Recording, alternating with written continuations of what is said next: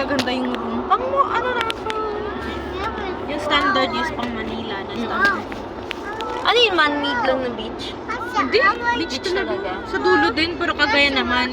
Pinuntahan kasi natin dulo, pero Surigao. Kaya pala sinasabi ni nanay na Surigao na daw yun? Surigao na yun, nasa dulo. Korean. Papa. Kasi simula bata pa kami, lagi kaming nagbi-beach.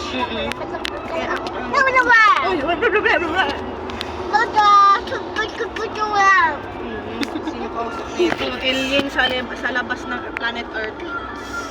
May antena siya eh.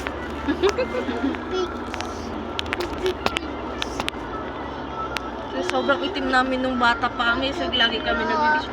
Yung mga kasama namin, nakasakay sa sadang, malalaking truck, mga kamag-anak, kapitbahay namin, ala, kasabayan namin, pagdating pa lang. Natok!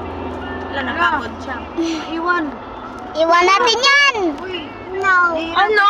Matulog, mahirapan si Tita May. Hindi naman. Sandig siya siyang mama. Paano yung kakain tayo ng ice cream? Uy! Anaya. Halo-halo pa. Oo. Ano ba ito ng halo-halo, tita? Ito? Walang pili sa halo-halo. Ito. Sabaw lang kung ano yan, May, sayang lang. Kakalat lang yan. Balloons! Anaya, oh!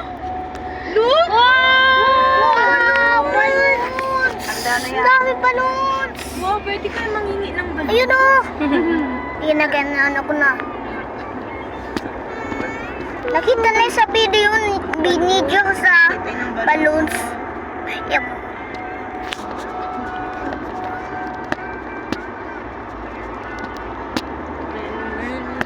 Dito kinasal si Anhing Titing Te. Layo pala. Oo. So, itong asawa niya, si Day, oo. Heart? Di ka nakapag-seatbelt dito? Di ata kaya maingay eh. Nag-ting-ting-ting ko mga ganun. Wag, hilo yan. Hindi naman siya maingay, May. Ayun, parang nagre-red. Kailangan niya mag-seatbelt para tumahimik siya. Marty kasi ito eh. Patungan rin ng isa. Oo. Pag takbo mo lang na hindi nakano. Ayun, di ba? Tumahimik na siya. May pula-pula lumalabas kanina.